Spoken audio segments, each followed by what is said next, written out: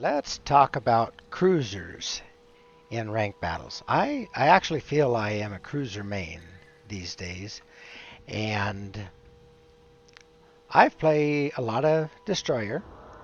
I play a lot of battleship, but I would say at least 50% of my time I'm in a cruiser. Now, I'm doing ranked battles, and these five up here are all ranked battles. The ones down here in Worcester, those were just co-op battles. I was working on making sure that I have adequate tries in naval battles and helping to get me to that point where I need to get some ribbons. I was using Worcester. But let's talk about ranked battles. So a cruiser is not going to carry a battle all by herself, but cruiser's indispensable. Having a good cruiser on your side is definitely going to help the game.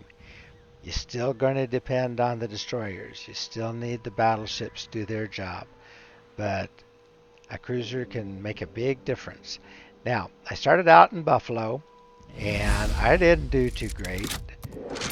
Buffalo's a good enough ship, but she's slow shooting. On this one, I got kind of caught out in the middle.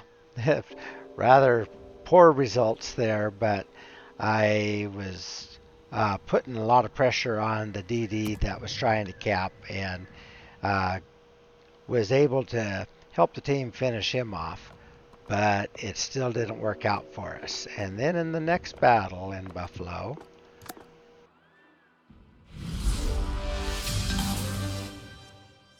I did a little bit better, but still on the bottom, which, okay, fine. I did my job and I didn't show the results of it, but I definitely helped the team in that one. But then I felt I really wanted to switch over to a higher DPM cruiser. And I don't like Seattle, even though Seattle is the Tier 9. I feel I can hold my own in Cleveland against Tier 9, even Tier 10s a lot. So I brought in Cleveland for the next three battles and did reasonably well there. Came in second on the leaderboard. Definitely helped my team out. We were uh, playing an arms race battle on Sleeping Giant, and I was able to do a lot of damage to a lot of different ships. Um, I think the one that I was able to actually take down in that one, yeah, I did. I did end up getting the DD, and so I did my job in that one. Then the next one,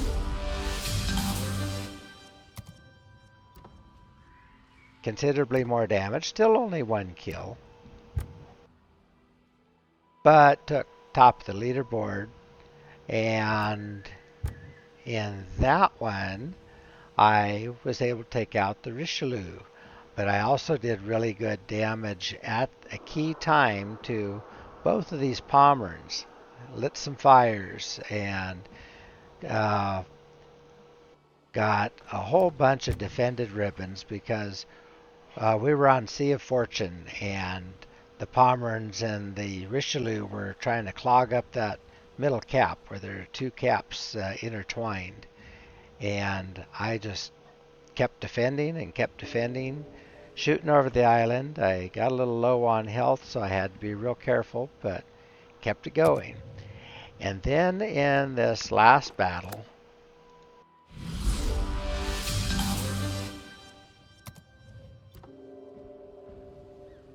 again, only one kill, but this one had to work a little more because we were on the Tears of the Desert. I think they call it Tears of the Cruisers is what it's most often called, and I ended up being on my own over on one side of the map while the rest of my team was over on the other side.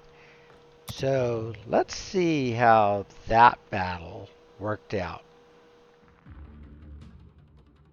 Alright, so yeah, we're on Tears of the Desert, and we have one destroyer, two cruisers, and three battleships on each team.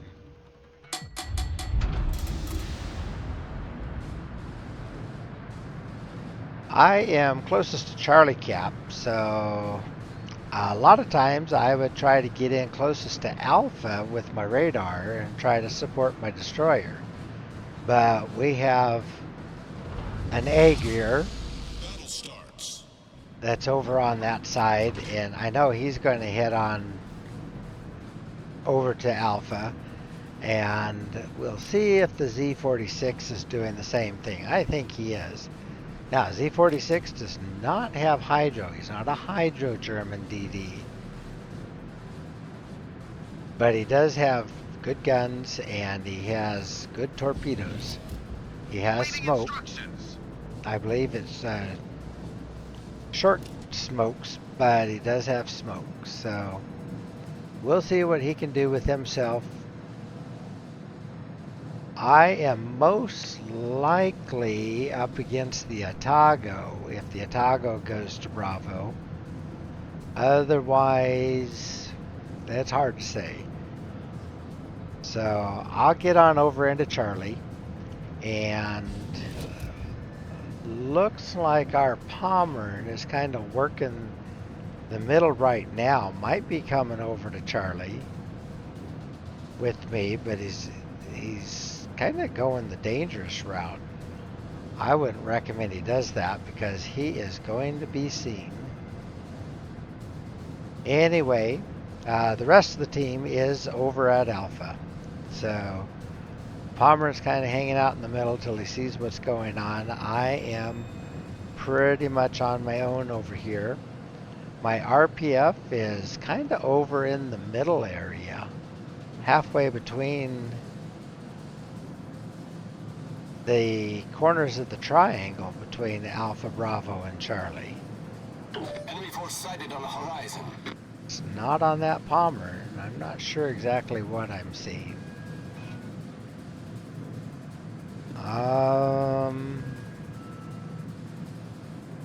Well, let's just keep on cruising down here. My RPF is not on Bravo. So that suggests to me that there might be a DD spotting in the middle.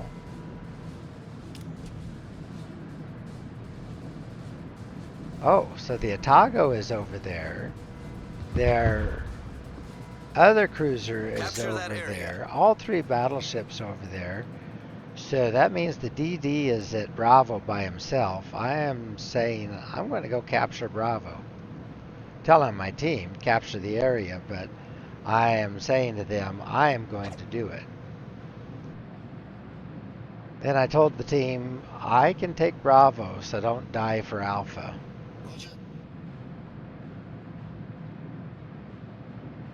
Now, the best scenario is that I'll get down there by Bravo and the DD won't even know where I am.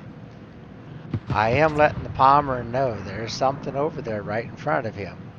It hasn't spotted me, so he's a little outside my detection range. That means he's also outside my radar range. But I don't want him sitting there taking torps. And there's the Fletcher. So their entire team is well away from me.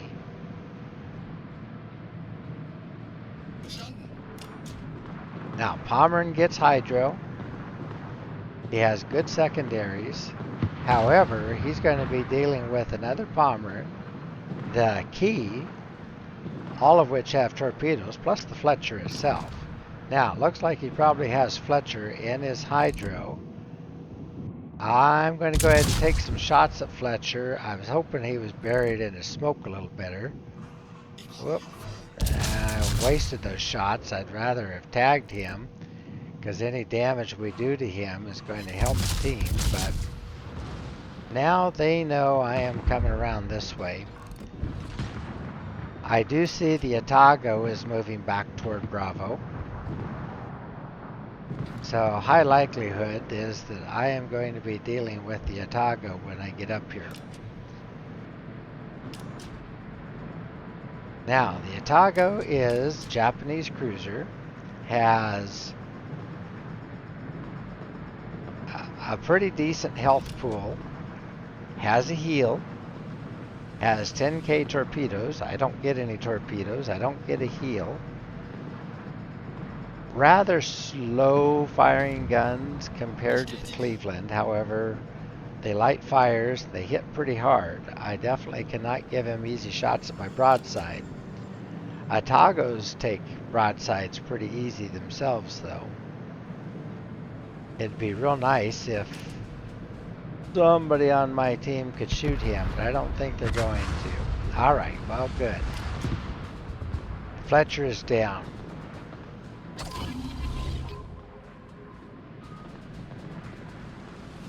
Now, I have said before, and I still say it, having a good DD is indispensable to winning a game. But you can get really good work out of a good cruiser, too. All right, now here come some of those Atago shells. But he shoots about every, I think it's 9 or 10 seconds. I'm shooting every, I think, 4.5 seconds or so.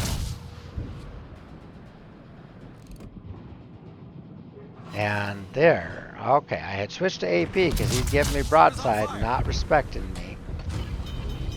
He lit me on fire, but I got a Citadel on him. Now he's turned, so that won't work, so I'll switch back over to HE. But I'll take a high DPM cruiser anytime. Well, I sure wish I was lighting fires a little better than he is. Okay, I'm running my hydro because I knew he'd be torping, and here come his torps. Now, Atago gets 2 sets of torps on each side. And they go 10 kilometers, but I've already done some good damage to him. However, he does get that heel.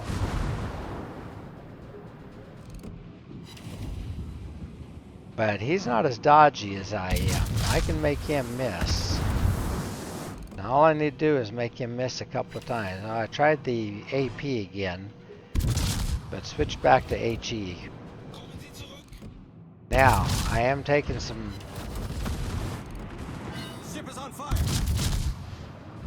shots that are coming from the key, I believe, but it looked like I'm going to have the Atago. Okay, got him.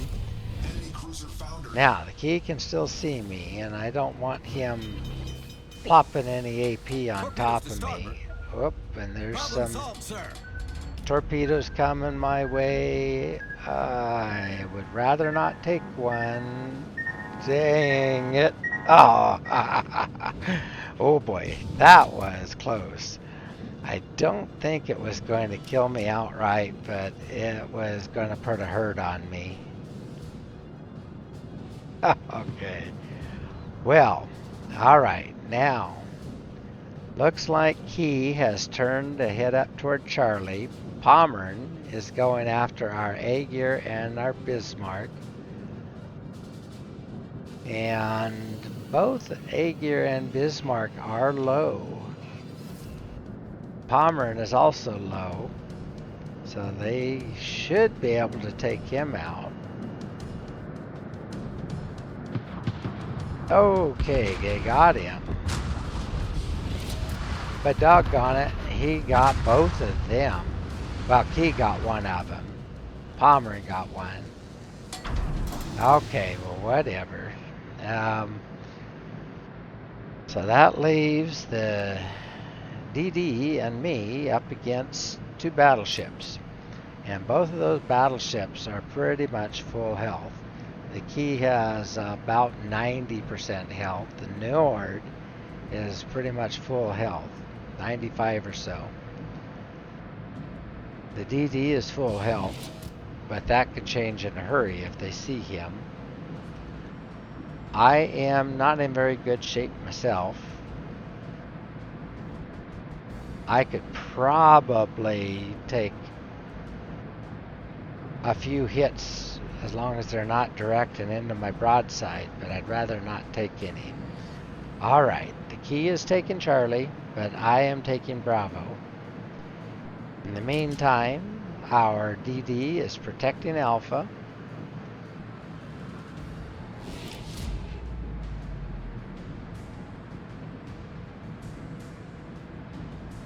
Now, he doesn't know where the Njord is.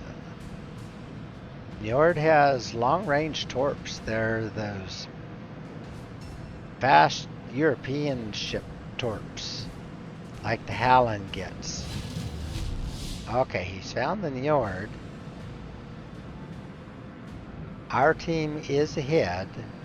We're about 110 points ahead with 2 caps counting off.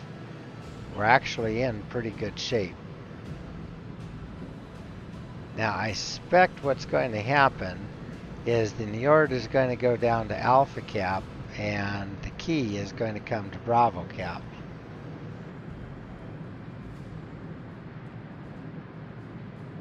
I don't think we can win with just 1 cap right now, but the Z46 is headed back over to Charlie, so he's playing it smart. He's doing a good job as a DD. If they had to leave this up to me, there's no way we could win. I cannot go up against a battleship one-on-one, much less 2 of them. I can keep my distance and pepper them with HE for a while, but they have too much health. I can't burn one down the way I did the Otago. Eventually they're going to connect. Now, as long as they can't see me, I'm going to take a shot over this island.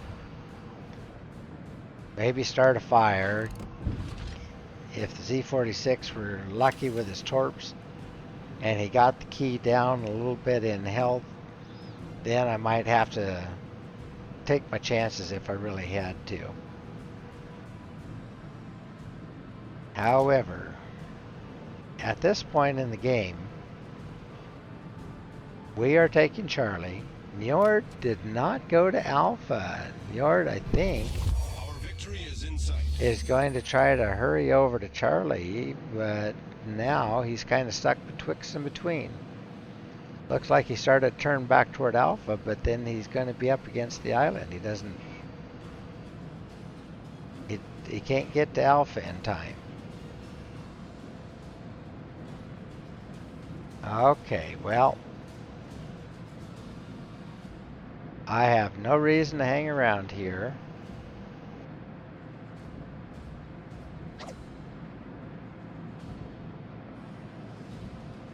We're playing around with the key.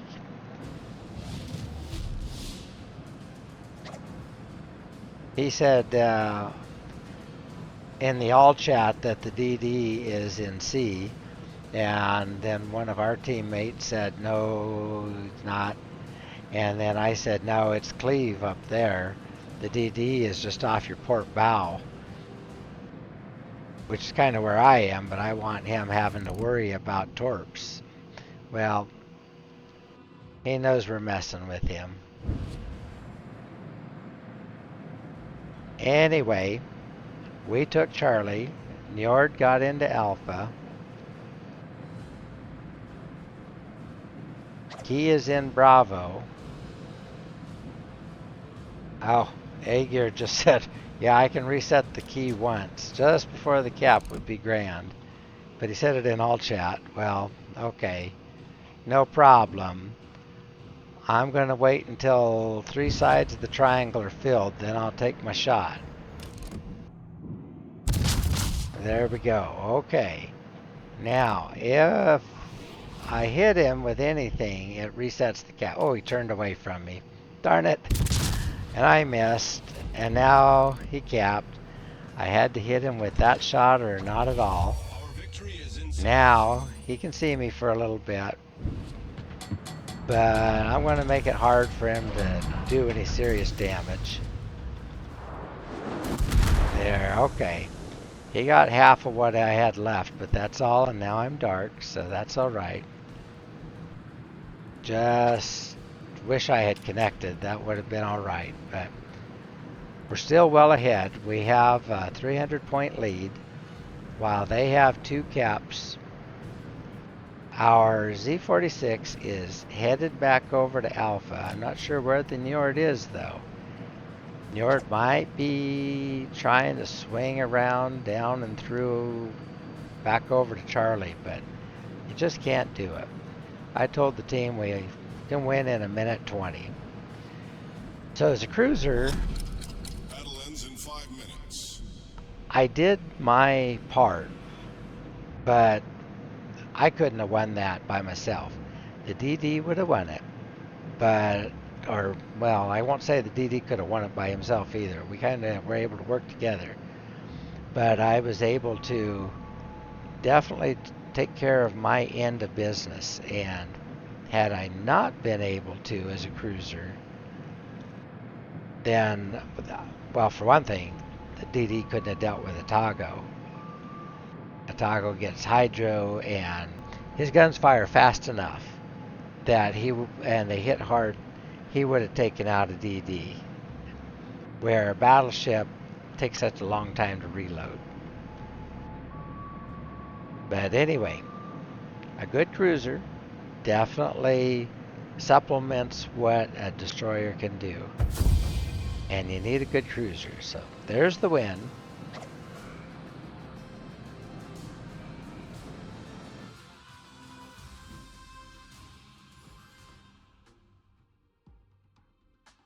All right, so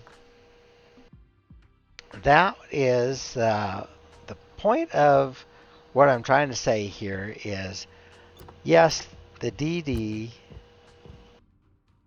was going to be able to control the game, but by himself, maybe he wasn't going to win. But there's no way we would have been able to win if he wasn't taking those caps. So having a DD at the end helped a lot. We took that Fletcher out and took away their destroyer, and then our battleships did a good job up until they died. But we really needed that cruiser and DD play working together. And so if you're going to bring a cruiser, bring one that can do the job. I like cruisers that have radar and hydro. If you have to make a choice, go for something that has high damage per minute, high DPM. I like the Atago, but she just can't carry a battle. Her guns are too slow, and with the torpedoes and shorter range hydro, not awful, just not really good enough to be able to really help out. But um, she just couldn't hold her own. And then what made that one sweet with the Atago, by the way, that guy has been on my blacklist now for a couple, 2 or 3 seasons of ranked battles. So not sorry that I sank him. All right, well, I did comp the Z46 earlier, so I think that battle went pretty well. Now, we've already seen Cleveland, and I'm not going to spend a lot of time going through her captain skills and ship build and all that. That's not what this one's about. This one's about if a cruiser does a good job and supports what's going on in the game, then the cruiser can really help win the game. Can't usually carry the game, not like the DD can, not like a good battleship can, but can definitely make a difference. So if you're going to bring one, bring a good one. All right, so let's call that one for now, and I'll wish all of you a good evening and hope to see you in battle.